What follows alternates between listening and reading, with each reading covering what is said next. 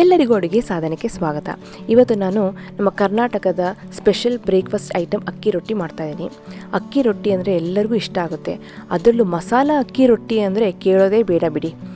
ಮಸಾಲ ಅಕ್ಕಿ ರೊಟ್ಟಿನಲ್ಲಿ ಬೇಕಾದಷ್ಟು ರೀತಿ ಮಾಡಬಹುದು. ಆದರೆ ಇವತ್ತು ನಾನು ಒಂದು ರೀತಿ ಮಸಾಲ ಅಕ್ಕಿ ರೊಟ್ಟಿ ಮಾಡೋದು ಹೇಗೆ ಅಂತ ತೋರಿಸ್ತಾ ಇದ್ದೀನಿ, ನೋಡೋಣ ಬನ್ನಿ.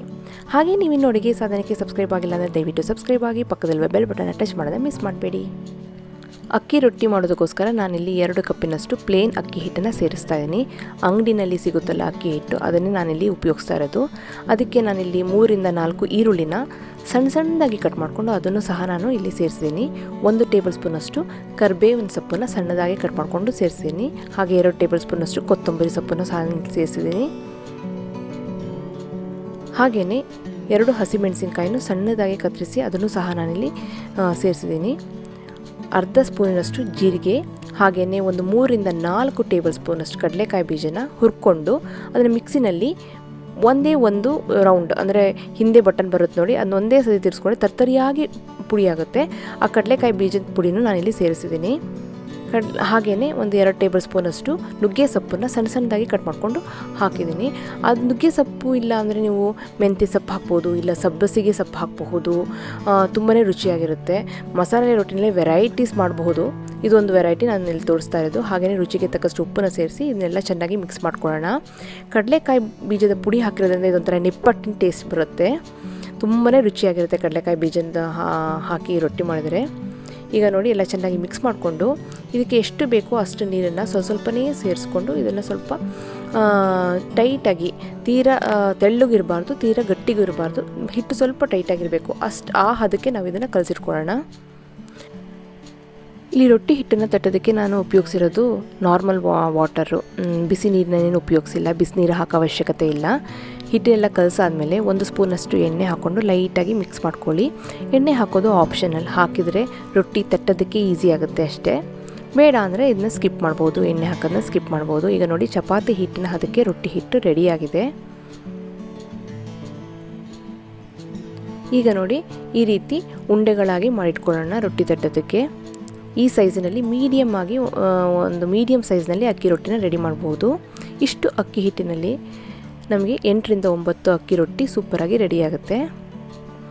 ಇಲ್ಲಿ ನಾನು ಒಂದು ರೊಟ್ಟಿ ಪೇಪರ್ನ ಈ ರೀತಿ ಕಟ್ ಮಾಡಿ ಇಟ್ಕೊಂಡಿದ್ದೀನಿ. ಇಲ್ಲಾಂದರೆ ಬಟರ್ ಪೇಪರ್ ತೊಗೋಬೋದು, ಪಾರ್ಚ್ಮೆಂಟ್ ಪೇಪರ್ ತೊಗೋಬೋದು. ಅದಕ್ಕೆ ಸ್ವಲ್ಪ ಎಣ್ಣೆ ಅಪ್ಲೈ ಮಾಡಿಕೊಂಡು ಈ ರೀತಿ ನಾವು ಮಾಡಿಟ್ಕೊಂಡ್ವಲ್ಲ ಉಂಡೆಗಳನ್ನ ಅದರಲ್ಲಿ ಒಂದು ಉಂಡೆ ತೊಗೊಂಡು ರೊಟ್ಟಿ ತಟ್ಕೊಳ್ಳೋಣ. ಹೀಗೆ ಲೈಟಾಗಿ ಪ್ರೆಸ್ ಮಾಡಿಕೊಂಡು ಗೋಲಾಕಾರದಲ್ಲಿ ನಾವು ರೊಟ್ಟಿ ತಟ್ಕೊಳ್ತಾ ಹೋಗೋಣ. ಎಡ್ಜಸ್ ಎಲ್ಲ ಸ್ವಲ್ಪ ಓಪನ್ ಆಯಿತು ಅಂದರೆ ಹಾಗೆ ಕ್ಲೋಸ್ ಮಾಡಿಕೊಂಡು ಈ ಥರ ತೊಟ್ಕೊಂಡು ಹೋಗಿ. ಎಷ್ಟು ತಿಕ್ನೆಸ್ ಬೇಕೋ ಅಷ್ಟು ತಿಕ್ನೆಸ್ಗೆ ರೊಟ್ಟಿ ತಟ್ಬೋದು. ದಪ್ಪಕ್ಕಿದ್ರೆ ಅದೊಂಥರ ರುಚಿ, ತೆಳ್ಳಗಿದ್ರೆ ರೊಟ್ಟಿ ಇನ್ನೊಂಥರ ರುಚಿ. ಹೇಗೆ ಬೇಕೋ ಹಾಗೆ ನಾವು ರೊಟ್ಟಿನ ರೆಡಿ ಮಾಡ್ಕೋಬಹುದು. ನೋಡಿ ಸೂಪರಾಗಿ ರೆಡಿಯಾಗಿದೆ ರೊಟ್ಟಿ. ಈಗ ತವಾನು ಸಹ ಬಿಸಿಯಾಗಿದೆ. ಬಿಸಿಯಾದ ತವಾಗೆ ನಾನು 1 ಸ್ಪೂನ್ ಎಣ್ಣೆ ಹಾಕ್ಕೊಂಡು ಚೆನ್ನಾಗಿ ಸೌರಿ ಇಟ್ಕೊಂಡಿದ್ದೀನಿ.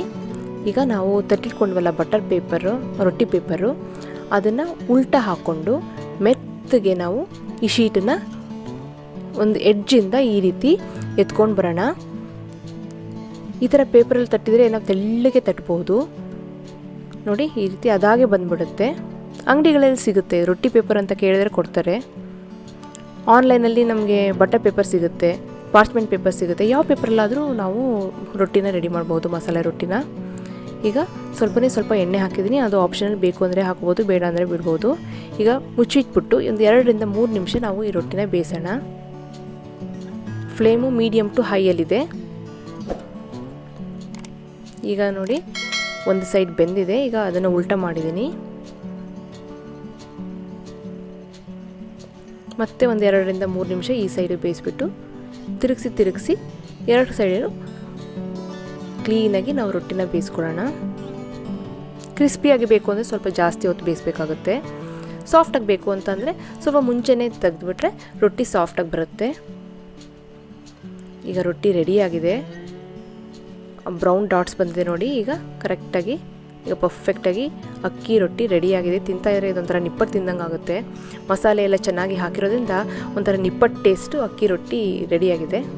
ಇದು ಮಸಾಲೆ ಹಾಕಿರೋದ್ರಿಂದ ಇದನ್ನು ಹಾಗೇ ತಿನ್ಬೋದು, ಪ್ಲೇನ್ ಮೊಸರು ಜೊತೆ ಇಲ್ಲ ಉಪ್ಪಿನಕಾಯಿ ಇಲ್ಲ ಯಾವುದೇ ರೀತಿ ಚಟ್ನಿ ಜೊತೆಯೂ ಸಹ ಚೆನ್ನಾಗಿರುತ್ತೆ. ಸೂಪರಾಗಿರೋ ಅಕ್ಕಿ ರೊಟ್ಟಿ ರೆಡಿಯಾಗಿದೆ. ಖಂಡಿತವಾಗ್ಲೂ ನೀವೆಲ್ಲ ಮನೇಲಿ ಟ್ರೈ ಮಾಡಿ.